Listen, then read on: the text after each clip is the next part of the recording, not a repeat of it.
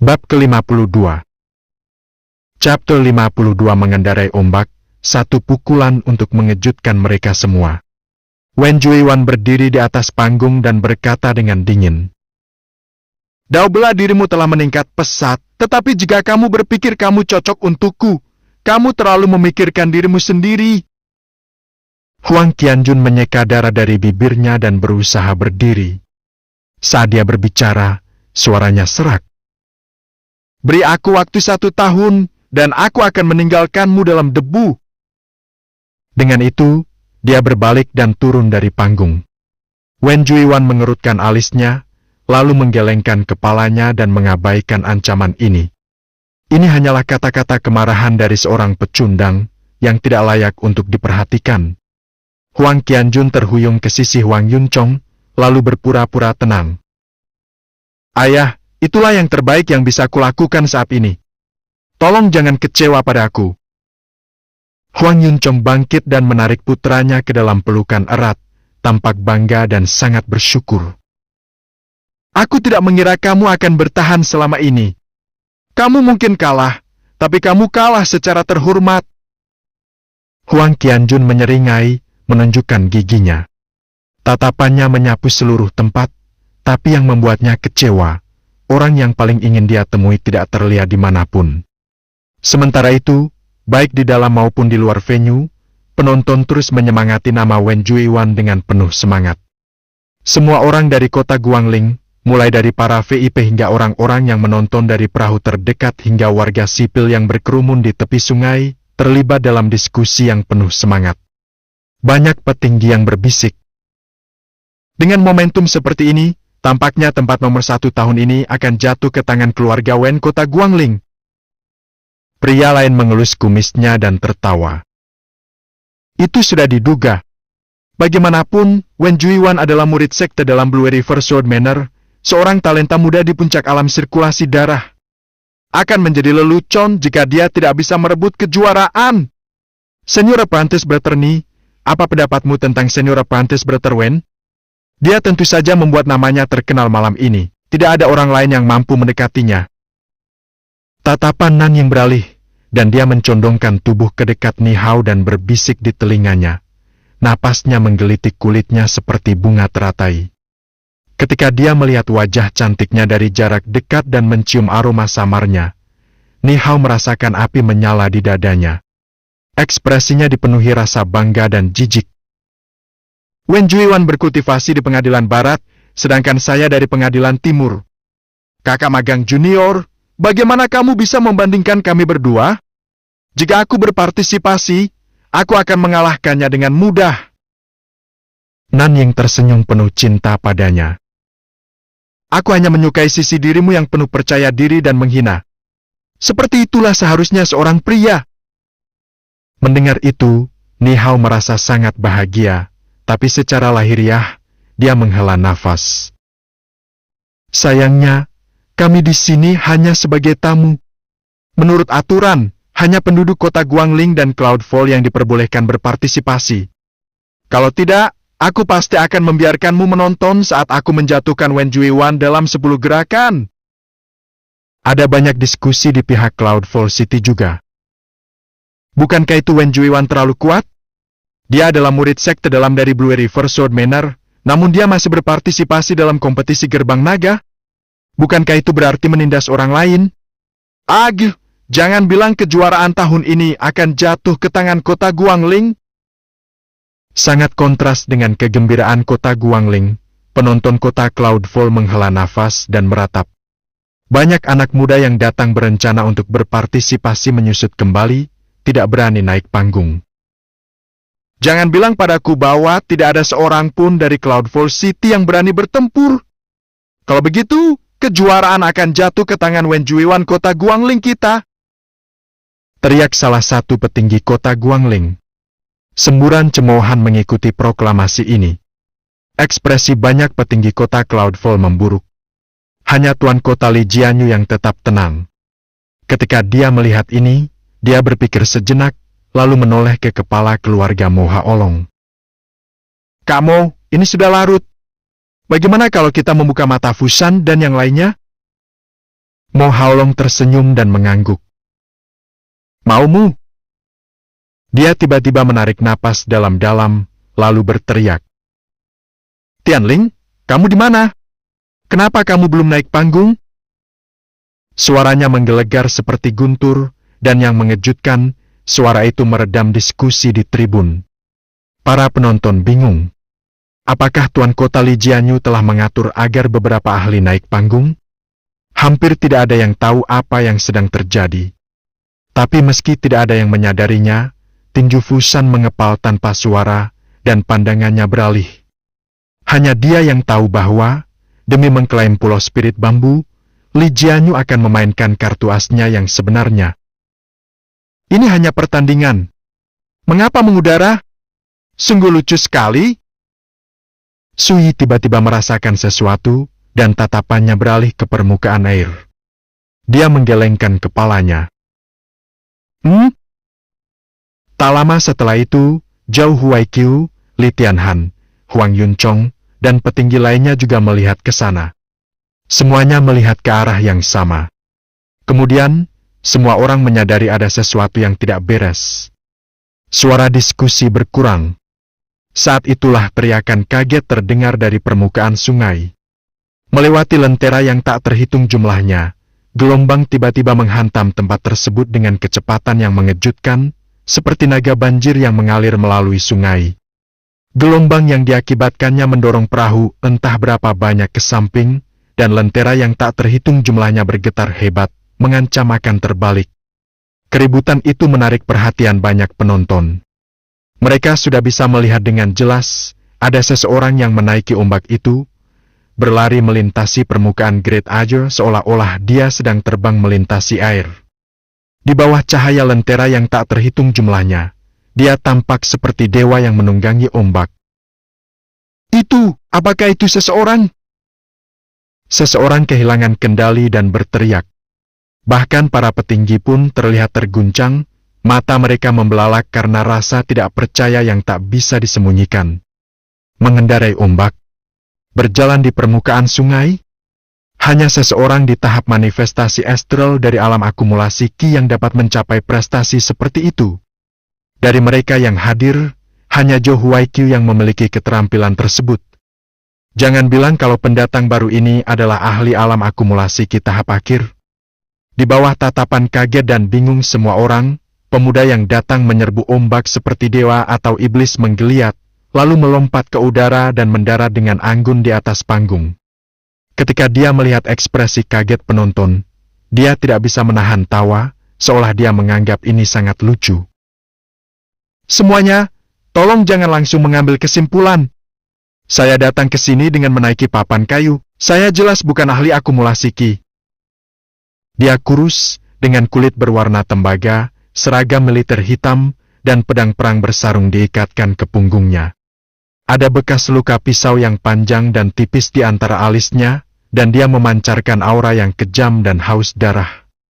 Barulah penonton menyadari bahwa memang ada papan kayu di permukaan sungai. Rupanya, dia baru saja menggunakannya untuk berlari melintasi permukaan air. Dia tidak benar-benar berjalan di atas air. Bahkan ketika penonton sedang bersantai, mereka tercengang dengan cara yang berbeda. Balapan melintasi air dengan papan kayu masih membutuhkan budidaya yang kuat. Untuk mencapai prestasi seperti itu di alam sirkulasi darah memperjelas betapa dalam fondasi pemuda itu. Jadi, itu adalah murid jahat itu. Zhao Huaiqiu mengerutkan alisnya, dan ekspresinya menjadi gelap. Ni Hao dan Nanying juga mengenalinya, dan mata mereka membelalak karena terkejut. Mo Tianling, dia pernah menjadi murid Blue River Sword Manor, namun karena sifatnya yang kasar dan tidak terkendali, dia pernah memotong lengan salah satu sektenya dalam apa yang seharusnya hanya sebuah tiang. Hal ini membuat marah para petinggi sekta, dan mereka mengusirnya untuk selamanya. Setelah itu, dia meninggalkan prefektur Cloud River, lalu bergabung dengan tentara skala merah Cloud Light Marquis. Dia telah berjuang dalam pertarungan hidup dan mati di garis depan sejak saat itu. Tak satu pun dari mereka mengira dia akan muncul malam ini. Jadi itu dia, orang gila dari keluarga Mo Kota Cloudfall. Bukankah dia bergabung dengan tentara skala merah? Kenapa dia tiba-tiba kembali? Tempat tersebut menjadi tempat diskusi sekali lagi, tapi kali ini mereka mendiskusikan Mo Tianling. Niat membunuh yang sangat kuat. Sepertinya dia membunuh banyak orang selama berada di tentara skala merah. Fushan mengerutkan alisnya. Saat ini, para petinggi kota Guangling menyadari bahwa situasinya menjadi agak rumit. Tempat nomor 1 seharusnya jatuh ke tangan Wen Juiwan, namun kedatangan Mo Tianling yang tiba-tiba menimbulkan variabel lain ke dalamnya. Tianling, jangan buang waktu. Cepat dan lakukan pertempuran. Teriak kepala keluarga Mo Haolong dengan serius. Meskipun perjamuan gerbang naga sangat membosankan, ayahku telah berbicara. Siapa yang harus saya tolak? Mo Tianling tersenyum, lalu melangkah ke atas panggung. Pandangan setiap penonton mengikutinya. Ayo, aku akan memberimu kesempatan untuk menghunus pedangmu. Kalau tidak, jika aku menyerang lebih dulu, aku khawatir kamu bahkan tidak akan bisa melakukannya. Mo Tianling melirik Wen Juiwan dan tertawa gembira. Dia berdiri di sana dengan malas, tatapannya kurang ajar, seolah dia hanya bermain-main. Baik postur maupun nadanya sangat arogan. Wen Juiwan mengerutkan alisnya, tapi dia tidak kehilangan kesabaran. Sebaliknya, ekspresinya tampak serius. Dia bisa merasakan betapa menakutkannya aura lawannya, tapi ini hanya keinginannya untuk bertarung. Dentang!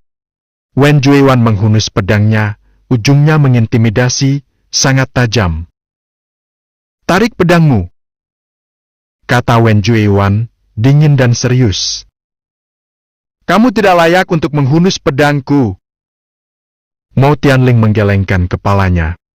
Nada suaranya santai, seolah-olah dia hanya menyatakan fakta.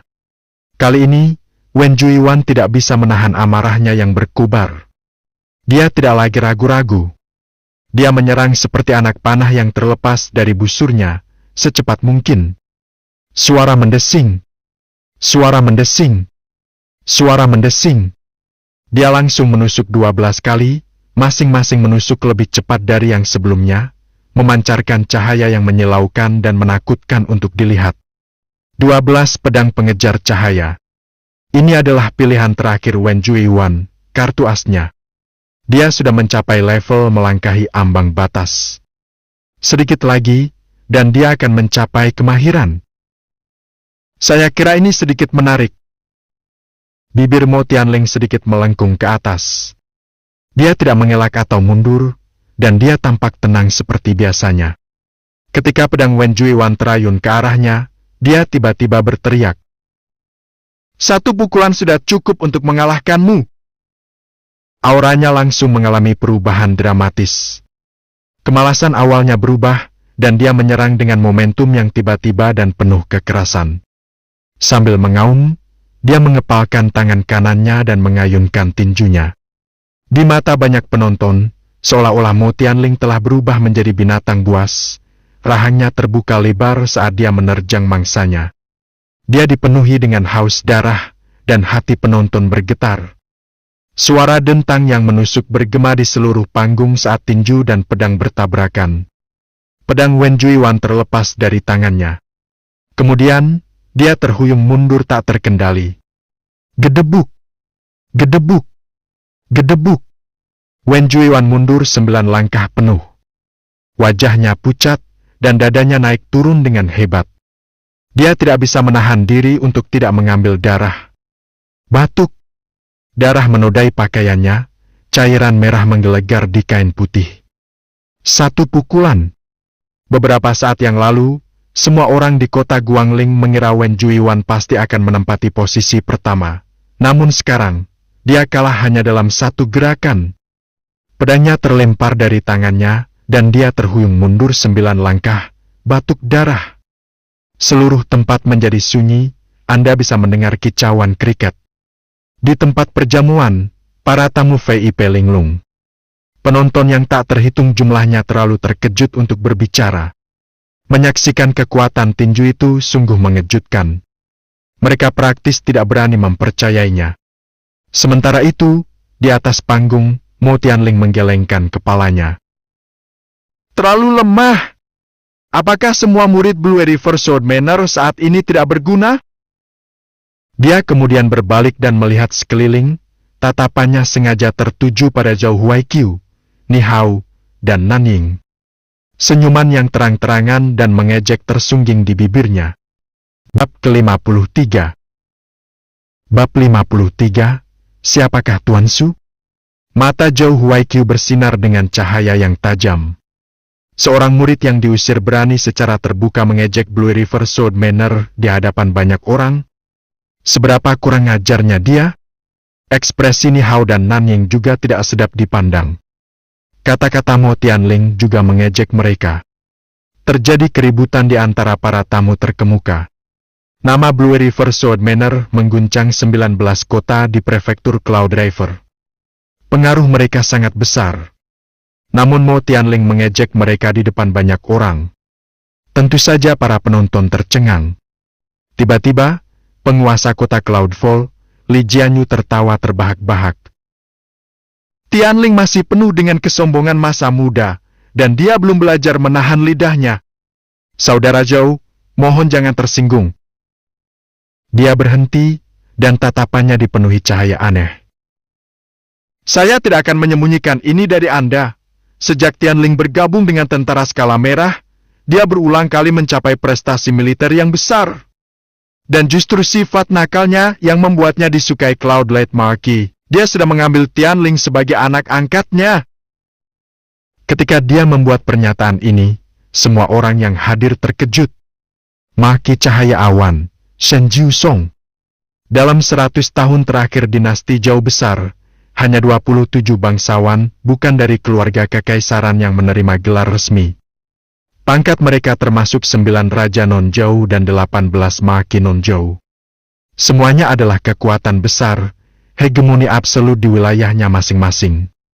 Masing-masing memiliki kekuatan militer yang cukup besar, memerintah seluruh wilayah, dan memiliki otoritas yang sangat besar. Di antara mereka, Cloudlight Marquis Shen Jiusong dan tentara skala merahnya ditempatkan di Guangzhou, provinsi imperatorial di mana prefektur Cloud River menjadi bagiannya. Shen Jiusong tidak hanya memiliki otoritas yang sangat besar, dia sendiri adalah Grand Master Realm Tungku Dalam. Dan tentara skala merahnya memiliki reputasi yang gemilang. Ketika orang-orang membicarakan mereka, mereka berkata, 8.000 kavaleri lapis baja mengguncang lanskap saat Red Scale Armor mempesona dunia. Sebagai perbandingan, Blue River Sword Manor hanyalah salah satu faksi seniman bela diri di prefektur Cloud River. Mereka bahkan tidak bisa membandingkannya dengan kavaleri lapis baja tentara skala merah. Bagi Mo Tianling yang begitu beruntung menjadi anak angkat Shen Jiusong bagaikan naik surga dalam satu ikatan, status dan posisinya tidak seperti sebelumnya. Kerumunan baru sekarang mengerti dari mana Mo Tianling mendapatkan kepercayaan diri untuk mengejek Blue River Sword Manor secara terbuka. Emosi mereka langsung bergejolak. Bahkan Zhou Huaiqiu mengerutkan keningnya dengan sungguh-sungguh, tetapi pada akhirnya dia tetap diam. Maki cahaya awan. Blue River Sword Manor benar-benar tidak berani menyinggung figur otoritas yang tinggi dan kuat seperti itu. Ni Hao mengerutkan alisnya, ekspresinya tidak yakin. Mata indah Nanying menatap tajam ke arah Mo Tianling, dan dia tenggelam dalam pikirannya. Adapun Wen Juiwan, dia sudah mengaku kalah dan turun dari panggung. Beberapa saat sebelumnya, dia adalah pria terbaik saat ini, pusat perhatian. Namun sekarang, dia hanyalah seorang pecundang. Yang bisa dia lakukan hanyalah menikmati perasaan pahit naik ke ketinggian, hanya untuk jatuh kembali ke bumi. Ada lagi yang ingin bermain? Mo Tianling berkata dengan malas. Dia menikmati tatapan kaget dan ketakutan dari penonton, ekspresinya sangat sembrono. Meskipun cukup banyak pemuda yang hadir berencana untuk berpartisipasi, namun tidak satu pun dari mereka yang berani angkat bicara. Bahkan mengabaikan status Mo Tianling, dia baru saja mengalahkan Wen Juiwan yang perkasa dalam satu pukulan. Itu cukup untuk mengguncang mereka secara mendalam. Siapa yang naik ke panggung hanya untuk menyiksa diri mereka sendiri? Untuk sesaat, Semua orang saling memandang, suasana hening dan tertahan. Ketika dia melihat ini, penguasa kota Cloudfall Ligianya tertawa terbahak-bahak. Saudara Fu, karena tidak ada lagi penantang, kejuaraan tahun ini jatuh ke tangan kota Cloudfall. Penduduk kota Cloudfall sudah diliputi kegembiraan dan kegembiraan. Sebagai perbandingan, banyak penduduk kota Guangling yang layu seperti terong yang mencair, lesu dan putus asa. Tidak secepat itu. Saat itulah, di hadapan tatapan bingung yang tak terhitung jumlahnya, Tuan Kota Fushan bangkit berdiri. Dia menarik napas dalam-dalam, mengamati sekelilingnya, dan berkata dengan serius. Saya tidak punya pilihan lain. Tuan Su, saya harus meminta Anda untuk membantu kota Guangling. Deklarasi ini membuat seluruh tempat menjadi gempar. Penonton baru saja mengetahui bahwa Fushan juga memiliki kartu as. Kecuali, siapakah Tuan Su ini? Sejak kapan kota Guangling memiliki seseorang yang sangat dijunjung tinggi oleh Tuan Kota Fushan? Semua orang bingung, dan tatapan mereka mengamati tempat tersebut. Tuan Su? Tuan Su yang mana? Penguasa kota Cloudfall, Li Jianyu, merasakan jantungnya berdebar kencang. Dia bertanya dengan dingin. Mengapa saya belum pernah mendengar nama ini sebelumnya? Di tengah kerumunan yang kebingungan, sebuah suara acuh tak acuh terdengar. Karena Tuan Kota Fu mengundangku ke atas panggung, tentu saja aku tidak akan hanya duduk diam dan tidak melakukan apapun. Terjadi keributan di antara penonton. Semua orang yang hadir langsung mengarahkan pandangannya ke arah sumber suara itu. Pembicaranya adalah seorang pemuda berjubah berwarna giok, tinggi dan ramping. Dia tidak lain adalah Sui. Tuan, Anda? Mata Hu Chuan membelalak. Dia tampak sangat terperangah. Dia berdiri tepat di samping Sui, jadi dia secara alami tahu bahwa Sui lah yang baru saja berbicara. Wen Xiaobei juga ada di dekatnya, dan ketika dia melihat ini, dia tidak bisa menahan diri untuk tidak menghukumnya. Sui, Tuan Kota Fu tentu saja tidak memanggilmu. Apa yang kamu lakukan? Menjawabnya seperti orang bodoh. Apakah Anda mencoba membuat diri Anda terbunuh? Jika demikian, silakan saja, tetapi jangan menyeret keluarga Wen ke dalamnya. Ini adalah perjamuan gerbang naga. Tidakkah Sui memperhatikan bahwa semua petinggi kota Guangling tidak berani angkat bicara? Jadi mengapa sampah tanpa budidaya bisa bertahan? Apakah dia sudah benar-benar gila? Apalagi sekarang, semua orang melihat ke arah mereka. Mereka yang berdiri di dekat Sui merasa sangat tidak nyaman, dan ekspresi mereka berubah. Mereka buru-buru menjauhkan diri darinya, seolah takut orang lain akan salah paham. Meskipun Hu Chuan tidak lari atau bersembunyi, kakinya gemetar, dan dia berkeringat dingin. Begitu banyak orang penting yang menatap ke arah mereka. Sensasi ini sungguh menakutkan. Hanya Sui yang tetap tenang. Meskipun ada tatapan yang tak terhitung jumlahnya, dia tetap tenang seperti biasanya. Jangan takut. Sui menepuk bahu Hu Chuan dengan nyaman. Kamu bisa menunggu saja di sini. Kemudian, di bawah tatapan terperangah, ragu-ragu, dan tidak percaya yang tak terhitung jumlahnya, Sui meletakkan tangannya di belakang punggung dan berjalan dengan santai ke atas panggung. Dia membuang nyawanya. Kalian semua, abaikan dia. Ingat, dia bukan salah satu dari kita. Ekspresi Wen Xiaobei tidak sedap dipandang, dan dia mengertakkan gigi saat memberikan perintah ini. Saat Sui mendekati panggung, kerumunan orang di sekelilingnya berpisah. Semua orang memandangnya, ekspresi mereka aneh. Siapa yang tidak mengenali menantu laki-laki keluarga Wen yang terkenal di kota Guangling? Semua orang tahu dia sudah lama kehilangan kultivasinya. Namun dia memilih momen ini sepanjang waktu untuk berdiri. Senior Apprentice tersu. Hei, apakah dia sudah gila? Nanying tampak bingung. Dia menutupi bibirnya, tidak yakin apakah harus tertawa atau menangis. Ni Hao juga tercengang. Dia menggelengkan kepalanya. Dia hanya berdiri megah seperti badut. Suyi! Ekspresi Wen Juiwan menjadi gelap. Dia baru saja kalah, sehingga tidak ada martabat untuk dibicarakan. Suasana hatinya sedang buruk. Melihat Suyi berdiri, sama sekali tidak menyadari kelemahannya sendiri, Wen Juiwan merasakan keinginan untuk membunuhnya. Apa? Menurut bajingan itu, keluarga Wen belum cukup mempermalukan dirinya sendiri? Li Tianhan dan petinggi kota Guangling lainnya yang tidak mengetahui kebenaran juga mengerutkan kening. Meski kebingungan, mereka menolak keinginan untuk angkat bicara. Saat Suyi mendekati panggung, Zhou Huaiqiu akhirnya memastikan bahwa ini memang Suyi yang dia kenal. Dia tidak bisa menahan diri untuk tidak bertanya. Suyi, apa yang kamu lakukan? Suyi berhenti sejenak, lalu berkata dengan santai. Tentu saja, saya berencana untuk berpartisipasi dalam kompetisi gerbang naga. Zhou Huaiqiu merasa semakin bingung, tetapi intuisinya yang tajam mengatakan kepadanya bahwa sesuatu yang aneh sedang terjadi, jadi dia tidak berkata apa-apa lagi. Dia sebenarnya penasaran untuk melihat apa yang mampu dilakukan Suyi. Di balik tatapan kaget dan bingung dari penonton, Suyi berjalan ke atas panggung, langsung menjadi bahan perdebatan luas. Mengapa menantu keluarga Wen? Bukankah dia sudah lama kehilangan kultivasinya? Omong kosong! Apakah benar-benar tidak ada orang lain di kota Guangling? Mengapa kita hanya melihat orang cacat naik panggung? Apakah mereka mencoba mempermalukan semua orang di kota Guangling? Banyak orang yang menjadi gempar, seperti panci yang membuka tutupnya. Orang-orang yang menonton dari perahu yang memenuhi Great Aja menjadi panik, dan banyak dari mereka yang tidak bisa menahan diri untuk tidak mengutuk dan berteriak.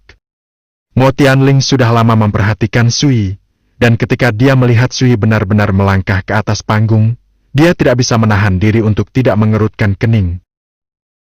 Suyi, kamu kehilangan seluruh kultivasimu, dan Blue River Sword Manor mengusirmu.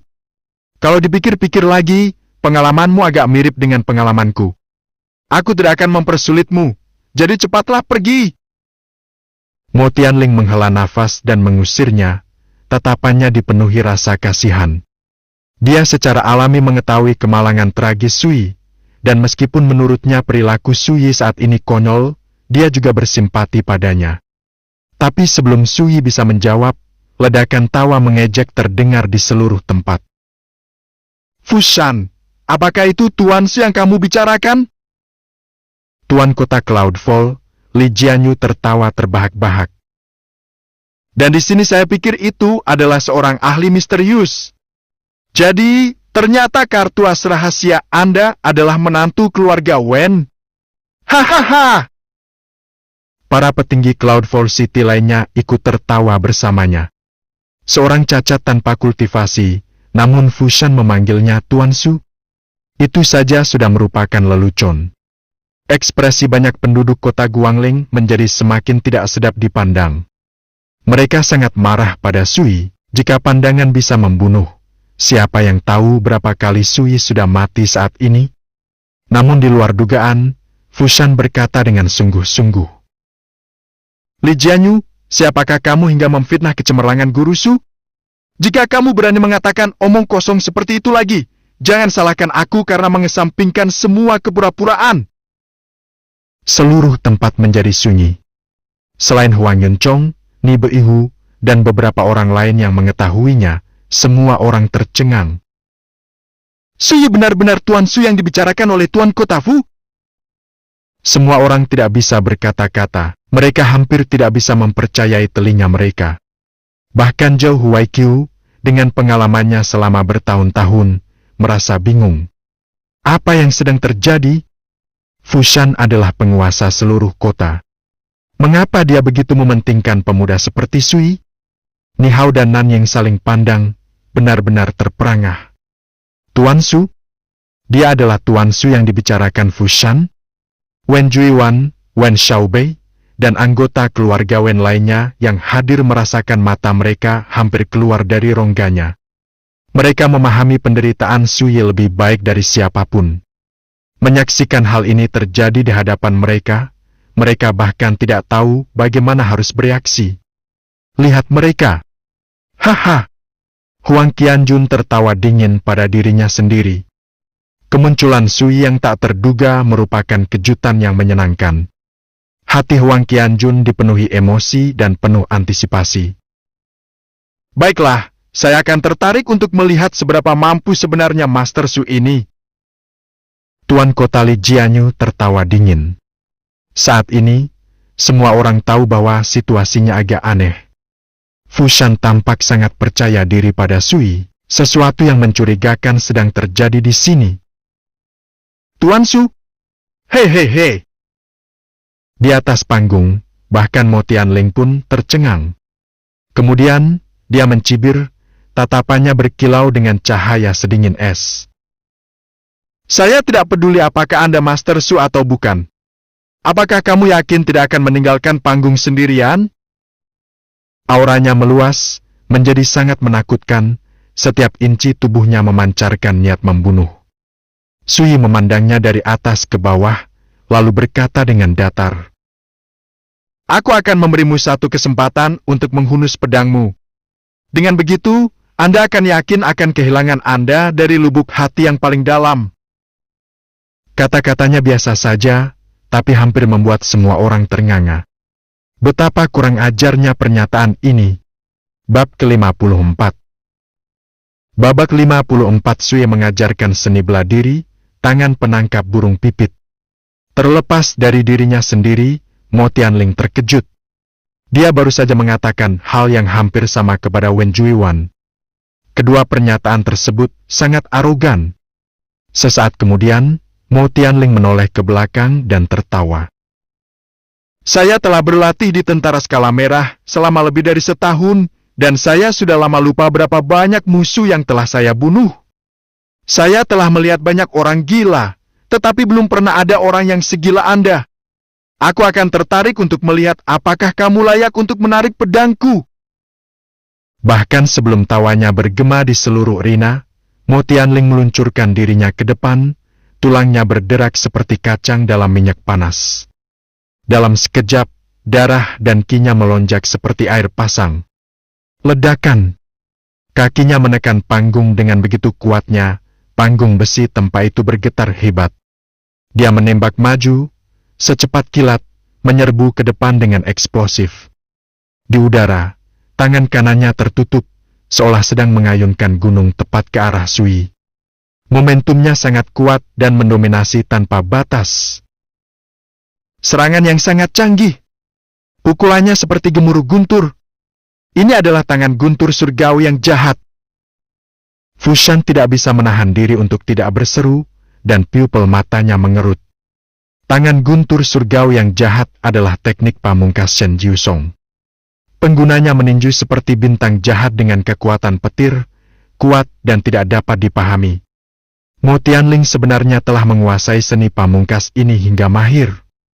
Itu terlalu menakutkan. Di Blue River Sword Manor, hanya Ni Hao dan murid-murid top sekte dalam lainnya yang mampu berlatih seni bela diri setinggi itu. Tangan guntur surgawi jahat dari Cloudlight Maki. Dia akan menghancurkan Sui berkeping-keping. Seruan terdengar, dan banyak negara besar tampak tidak sadarkan diri. Pak! Hati Ucuan gelisah. Semua orang juga gelisah. Momentum Mo Tianling terlalu menakutkan, dan contoh kekalahan pahit Wen Juiwan masih segar dalam ingatan mereka. Namun di luar dugaan, Sui hanya berdiri di sana, tak bergerak. Hanya ketika Mo Tianling mendekat, dia secara halus mengangkat lengan kanannya. Jari-jarinya mengatup di udara, tangannya seperti sangkar burung. Hanya dengan satu tangan, namun sepertinya mampu membatasi keseluruhan langit dan bumi. Detasemennya yang tenang berubah secara diam-diam. Bang! Panggung bergemuruh. Penonton merasa seperti sedang berhalusinasi. Mo Tianling berhenti di tengah-tengah serangan, lalu mundur sejauh 10 kaki ke belakang. Baru pada saat itulah dia berhasil menstabilkan dirinya. Pantas saja kamu berani memprovokasiku saat kamu melangkah ke atas panggung. Jadi, kamu telah memulihkan kultivasimu. Mata Mo Tianling berkilau dengan cahaya yang tajam. Meski terkejut, segalanya tiba-tiba tampak lebih jelas. Sementara itu, seluruh venue gempar. Sui. Semua orang di kota Guangling tahu bahwa dia adalah menantu laki-laki yang tinggal di rumah, seorang cacat tanpa pengolahan, seorang murid yang diusir dari Blue River Sword Manor. Tetapi meskipun tidak ada satupun dari mereka yang mengetahuinya, dia secara mengejutkan memulihkan budidayanya. Ini benar-benar terlalu mengejutkan. Bagaimana ini mungkin? Pengungkapan ini membuat Nanying sangat terkejut, dan wajahnya yang cantik berkerut. Mata indahnya melotot. Justru karena Sui telah kehilangan kultivasinya, dia tanpa ragu-ragu berpaling darinya, memilih mencari jalan lain untuk mencapai tujuannya. Siapa yang mengira bahwa 1 tahun kemudian, pria yang diremehkannya sebagai sampah dan dengan kejam ditendang ke tepi jalan akan pulih? Kejutan itu membuatnya kehilangan keseimbangan, dan dia tidak bisa lagi mengendalikan diri. Ini benar-benar tidak terduga. Ni Hao juga terkejut, tapi dia jauh lebih tenang jika dibandingkan. Dulu, ketika Sui masih menjadi murid Blue River Sword Manor, dia baru saja berada di tahap Refining Sign. Meskipun dia sudah pulih, dia masih tidak layak menerima perhatian Ni Hao. Ini. Wen Changqing diam dan cemberut selama ini, tapi sekarang, dia tidak bisa menahan diri untuk tidak menatap. Dia tampak terkejut, dan ekspresinya berubah tidak menentu. Sialan itu. Dia benar-benar menyembunyikan dirinya sangat dalam. Wen Juiwan, Wen Xiaobei, dan pemuda keluarga Wen lainnya bereaksi seolah-olah mereka melihat hantu. Mereka hanya berdiri di sana, bingung. Mereka semua memikirkan hal yang sama. Kapan Sui memulihkan kultivasinya? Hai NPH. Pantas saja kamu begitu kurang ajar, kata Li Tianhan, tatapannya sinis. Ternyata kamu sudah mendapatkan kembali semua yang hilang. Orang cacat tidak perlu dipikirkan lagi. Namun ketika seorang cacat mendapatkan kembali kultivasinya dan menjadi seniman bela diri lagi, itu adalah cerita yang berbeda. Li Tianhan mengerutkan alisnya. Ketika dia teringat bahwa putranya, Li Moyun, berencana membunuh Sui malam ini juga, dia terdiam. Anak laki-laki itu benar-benar tahu cara tetap tenang. Zhao Huaiqiu tampak bersyukur, dan matanya bersinar gembira. Namun, hatinya bergetar. Dia tiba-tiba menyesal tidak mengunjungi Sui setelah tiba di kota Guangling. Mungkinkah dia memilih untuk tidak memberitahu saya bahwa dia telah mendapatkan kembali kultivasinya justru karena saya memperlakukannya dengan sangat tidak baik? Mungkinkah dia memilih untuk tidak memberitahu saya bahwa dia telah mendapatkan kembali kultivasinya justru karena saya memperlakukannya begitu jauh? Ketika kemungkinan ini terlintas di benaknya, kegembiraan Zhao Huaiqiu surut, dan dia merasakan konflik internal. Jadi, menantu keluarga kami menjadi ahli bela diri lagi. Hu Chuan sangat gembira. Dari mereka yang hadir, hanya Fu Shan, Huang Yunchong, Ni Beihu, Ni Teng, dan Huang Qianjun yang relatif tenang. Ini karena mereka sudah lama mengetahui kesembuhan Sui, dan mereka memahami kemampuannya jauh lebih baik daripada penonton lainnya. Tempatnya praktis meluap, terutama di sisi kota Guangling. Mereka gempar. Bahkan pihak Cloudfall City tercengang luar biasa. Seorang menantu yang tinggal serumah, seseorang yang secara universal dianggap sebagai orang cacat, namun dia berhasil melakukan serangan balik seperti itu. Tidak diragukan lagi ini merupakan kejutan besar. Tiba-tiba, Li Tianyu mendengus dingin dan meraung.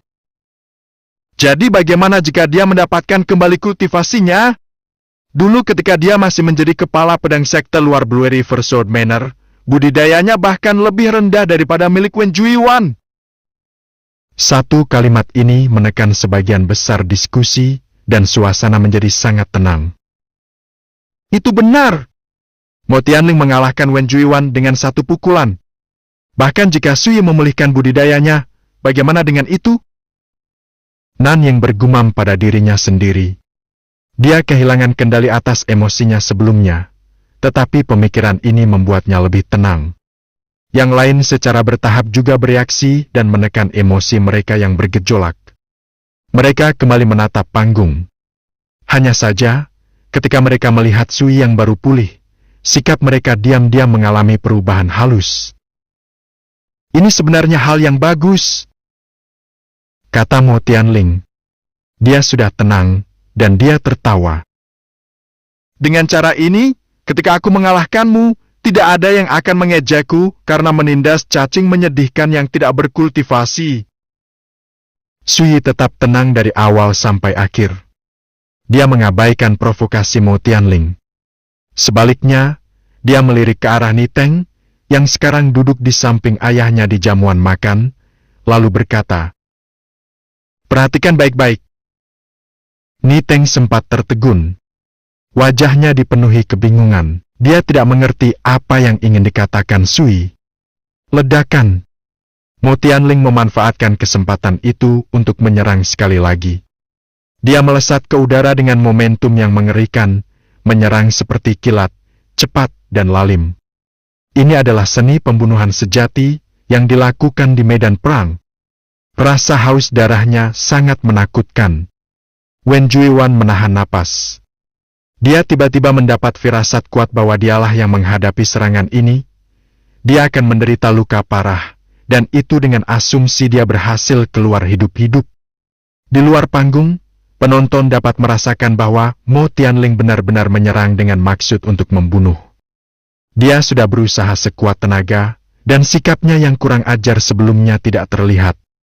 Tapi Sui hanya menggeliat, tangannya melingkari udara, melayang seperti awan dan mengalir seperti air, tanpa rasa mendesak sedikit pun. Ketika tinju Mo Tianling menghantamnya, sekuat dan lalim, sesuatu diam-diam mengalihkan arahnya. Serangannya tidak menyentuh pakaian Sui.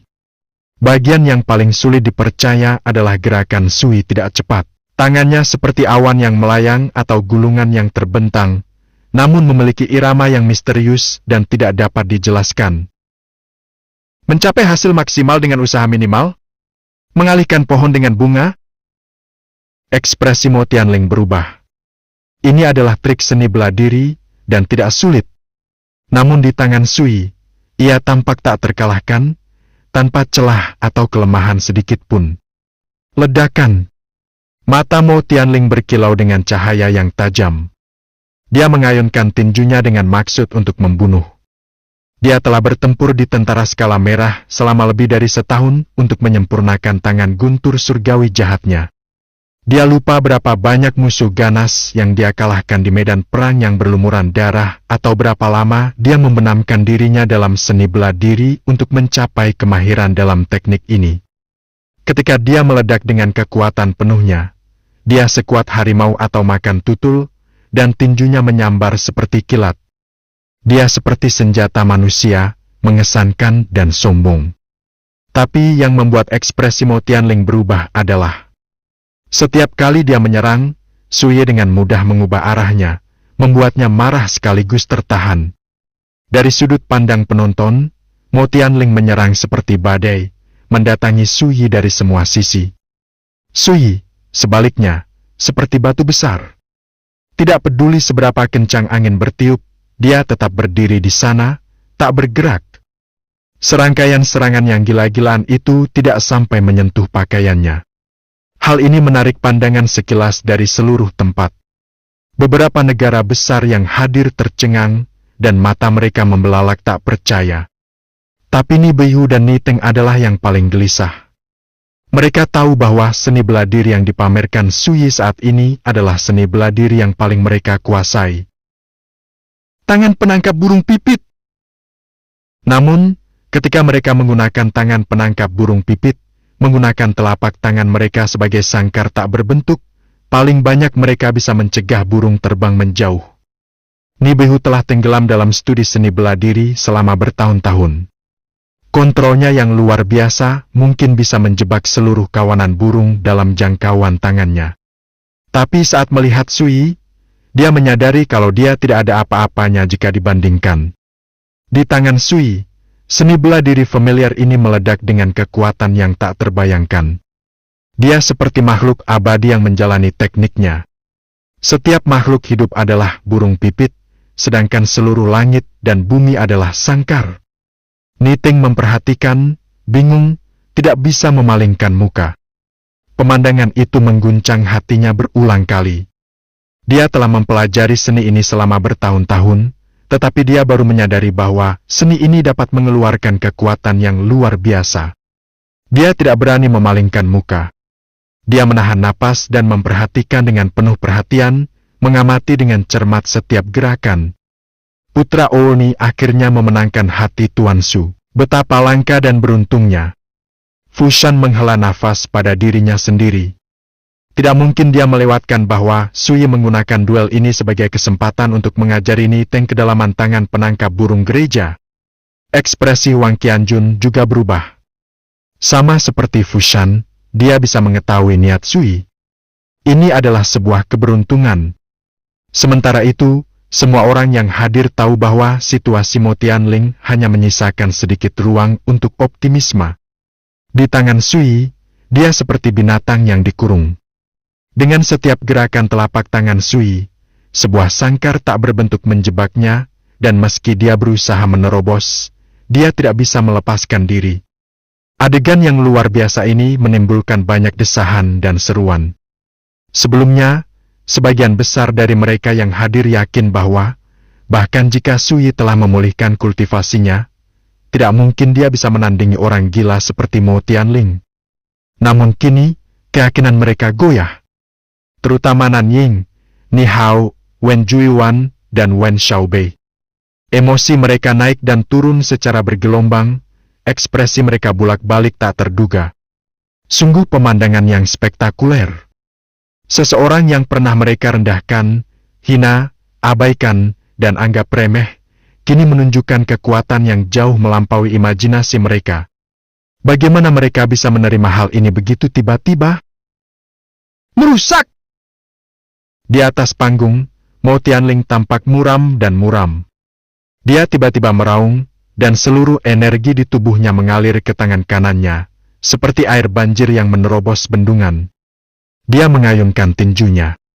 Pukulan ini secepat kilat, dan bergemuruh seperti guntur, mengoyak udara hingga terbelah. Kekuatan ahli Wam sirkulasi darah puncak ditampilkan secara penuh. Baiklah kalau begitu. Izinkan saya menunjukkan kepada Anda arti sebenarnya dari seni bela diri. Sui menghela nafas, dan tangannya menekan lembut ke udara. Gerakannya ringan dan halus, tanpa tenaga sama sekali. Namun ekspresi Mo Tianling berubah drastis. Dia merasa seolah-olah tangan Sui membawa sangkar yang sangat besar, seolah-olah beban seluruh ciptaan membebani dirinya. Di hadapan sangkar yang terbentuk dari langit dan bumi ini, dia merasa sangat kecil dan tidak berdaya. Dia tidak bisa lari, dia juga tidak bisa mengelak. Bab ke-55. Babak 55 keterkejutan yang meluas, melankolis yang menyendiri. Ini buruk. Mo Tianling langsung terkejut. Dia bisa merasakan bahaya yang mengancam nyawa sedang menghampirinya. Dia merasa hatinya tenggelam dalam keputusasaan, seolah-olah dia berada di ambang tenggelam. Dia telah bertarung dan membunuh di medan perang selama lebih dari setahun, suatu sifat yang sangat brutal. Tapi ini pertama kalinya dia merasa begitu dekat dengan kematian. Dia belum pernah setakut ini seumur hidupnya. Keinginannya untuk bertarung seketika hancur, dan dia tenggelam dalam keputusasaan. Berjuang, melawan, bertarung dengan semua yang kita punya. Semua ide ini hancur berkeping-keping. Pikirannya menjadi kosong sepenuhnya. Sementara itu, di bawah tatapan mata yang tak terhitung jumlahnya, pemandangan yang luar biasa terjadi. Para penonton menyaksikan Mo Tianling hanya berdiri di sana, seolah jiwanya telah meninggalkan tubuhnya.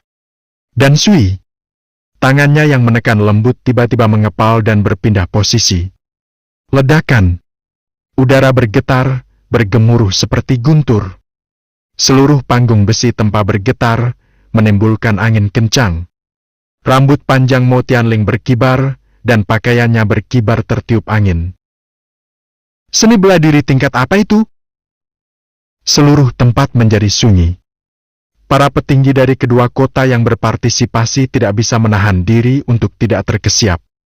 Tangan guntur surgawi jahat milik Mo Tianling adalah keterampilan pamungkas Cloudlight Marquis yang sudah lama terkenal, sebuah teknik pembunuhan kelas atas.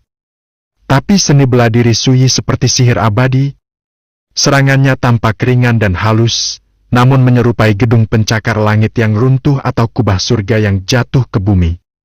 Itu mengguncang hati semua orang yang menyaksikannya. Bagaimana ini mungkin? Tersembunyi di balik lengan bajunya, tangan pucat Nan yang mengepal begitu kuat hingga pembuluh darahnya menonjol. Dia menatap tajam ke arah pemuda berjubah giok, pria yang memiliki sifat dewa. Gelombang pasang surut melanda hatinya, dan dia merasakan kebencian yang tak terlukiskan dan tak bisa dijelaskan. Dia hampir kehilangan kendali sepenuhnya. Saat ini, siapa yang tidak tahu bahwa Sui telah lebih dari sekadar memulihkan kultivasinya sebelumnya? Pencapaiannya dalam ilmu bela diri sekarang cukup kuat untuk menekan bahkan Mo Tianling. Pengungkapan ini sungguh mengejutkan. Kenapa kamu tidak mengalahkanku dalam satu serangan? Mo Tianling sudah sadar kembali. Wajahnya pucat, dan ada sedikit ketakutan di ekspresinya. Lebih dari itu, ada kebencian dan kepahitan. Ku bilang aku akan memberimu kesempatan untuk menghunus pedangmu. Seandainya aku langsung menekanmu, bukankah sepertinya aku tidak menepati janjiku? Kata Sui datar. Mo Tianling tercengang. Itu hanya untuk memberiku kesempatan menghunus pedangku? Kata-kata Sui sangat menghina martabatnya. Ekspresinya memburuk, menjadi tidak sedap dipandang, dan matanya berkobar karena kekejaman dan kemarahan. Aku bisa mengaku kalah, tapi tidak mungkin aku menerima penghinaan seperti ini. Kata Mo Tianling dengan dingin.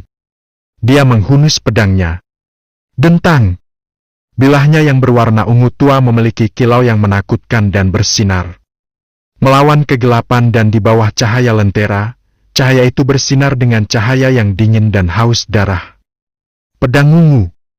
Cloudlight Marquis telah memberinya senjata ini secara pribadi dengan harapan Mo Tianling akan menggunakannya untuk membantai musuh yang tak terhitung jumlahnya dalam pertempuran dan mencapai perbuatan baik yang tiada tara. Mo Tianling meremehkan untuk menghunus pedangnya bahkan melawan Wen Juiwan. Dengan pedang di tangan, sikap Mo Tianling berubah. Dia ganas dan mendominasi seperti api, setajam es. Adegan ini menarik perhatian banyak penonton, memukau mereka semua. Jadi, kartu truf aslinya adalah Dao Saber. Mata Wen Juiwan tidak bernyawa, dan wajahnya pucat. Gedebuk, gedebuk, gedebuk. Mo Tianling melangkah melintasi panggung, setiap langkah seperti drum yang menggetarkan surga. Dia mengangkat pedang ungunya ke udara.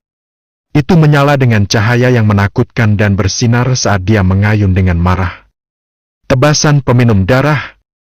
Bertahun-tahun yang lalu, serangan ini membuat Cloudlight Marquis hampir tak terkalahkan di medan perang. Itulah alasan musuh-musuhnya memucat dan melarikan diri saat namanya disebutkan. Ketika Mo Tianling menggunakannya, dia tidak memiliki kekuatan mengerikan dari alam Grandmaster, tetapi dia mempertahankan sebagian dari esensi tebasan itu. Tepinya menyambar seperti kilat, pancarannya tidak wajar. Udara terbelah di bawah ayunan ganas ini, menimbulkan angin kencang dan menderu-deru. Siapa yang tahu berapa banyak orang yang merasa merinding ketika melihat serangan ini? Tapi Sui hanya mengerutkan alisnya, sedikit kekecewaan terlihat di wajahnya. Dia menghela nafas, dan tubuhnya yang tinggi dan ramping akhirnya mengambil tindakan. Pakaiannya berkibar-kibar, dia berdiri anggun seperti burung bangau di air dingin, dengan pesona yang tidak terikat dan halus. Dia mengangkat jari-jari tangan kanannya, menghindari sehelai rambut dari lapisan cahaya pedang yang tidak wajar, dan dengan lembut mengetuk pedang Mo Tianling. Gerakannya santai dan bersahaja. Dentang! Suara benturan yang diakibatkannya menyengat gendang telinga. Mo Tianling membeku di tempatnya, seolah-olah dia tersambar petir, bergetar hebat dari ujung kepala sampai ujung kaki. Pedang ungu itu bergetar dan berdengung di tangannya, lalu terbang dari genggamannya. Tebasan minum darah adalah senjata rahasia Mo Tianling, teknik pembunuhan terhebatnya, namun Sui telah menghancurkannya hanya dengan ketukan jarinya. Gedebuk! Pedang ungu itu jatuh ke atas panggung, mengejutkan para penonton yang terkejut hingga tersadar dari lamunan mereka. Tanpa kecuali, ekspresi mereka berubah drastis. Satu jari telah menentukan kemenangan dan kekalahan. Menakutkan. Anda mengandalkan langkah awal, memprioritaskan trik daripada momentum. Anda telah menempuh jalan yang salah dan menghambat pertumbuhan Anda di masa depan. Sui menggelengkan kepalanya. Dan di sini dia berpikir bahwa seseorang seperti Mo Tianling setidaknya harus memiliki beberapa pencapaian dalam Dao Saber. Namun di luar dugaan, satu ayunan saja sudah cukup untuk memberitahu Sui bahwa lawannya telah tersesat. Daunnya bahkan tidak layak untuk dilihat. Mo Tianling berdiri di sana, tertegun, seolah dia kehilangan jiwanya. Akhirnya, dia berkata dengan getir. Seni bela diri apa yang baru saja kamu gunakan? Dia bingung, seluruh pertarungan ini seperti mimpi buruk. Dia bahkan tidak tahu seberapa kuat lawannya. Keterampilan kecil, bahkan tidak layak untuk disebutkan, kata Sui ringan. Yang dia lakukan hanyalah melihat serangan lawannya dan mematahkannya. Dia mengandalkan matanya yang tajam, kekuatan, dan temperamennya. Dia belum pernah menggunakan seni bela diri yang luar biasa atau semacamnya. Keterampilan kecil. Mo Tianling bergumam pada dirinya sendiri, dan semangatnya tenggelam. Aku tersesat. Matanya tak bernyawa dan hitam, dan dia tampak layu saat turun dari panggung. Begitu saja, Mo Tianling, anak angkat Cloudlight Marquis, kalah. Sui tetap di atas panggung, tangannya di belakang punggung. Dia berkata datar. Apakah ada orang lain yang ingin bersaing? Seluruh tempat menjadi sunyi. Terlepas dari apakah mereka berasal dari Guangling atau Cloudfall City, tidak ada yang berani menerima tantangan ini. Beberapa menit telah berlalu antara Sui naik ke panggung dan Mo Tianling yang menyelinap keluar dalam kekalahan telak. Hal ini membalikan persepsi penonton yang tak terhitung jumlahnya tentang kenyataan. Siapa yang bisa membayangkan bahwa murid terbuang dari Blue River Sword Manor, menantu laki-laki keluarga Wen yang dicemooh semua orang, akan muncul sebagai pemenang perjamuan gerbang naga yang tak terbantahkan hanya 1 tahun kemudian. Bagian yang paling mengejutkan adalah betapa tenang dan tenangnya Sui, menekan Mo Tianling tampaknya hampir tanpa usaha. Ini, lebih dari segalanya, mengejutkan semua yang hadir. Wen Juiwan tampak seperti sedang menghadiri pemakaman orang tuanya. Dia adalah tokoh terkemuka generasi muda keluarga Wen, seorang ahli bela diri yang langka, seseorang yang menurut semua orang di kota Guangling mempunyai peluang nyata untuk membawa pulang kejuaraan. Di masa lalu, dia tidak memedulikan Sui sama sekali. Dia selalu mengabaikannya, dan ketika dia memperhatikannya, dia memperlakukannya dengan hina. Tapi hari ini, Mo Tianling mengalahkannya dalam 1 pukulan. Itu saja bukanlah kejutan kecil, tapi Mo Tianling pernah menjadi murid sekte dalam Blue River Sword Manor, dan dia sekarang adalah anak angkat dari Cloudlight Marquis. Kalah dari orang seperti dia masih menyakitkan, tapi Wen Juiwan bisa menerimanya.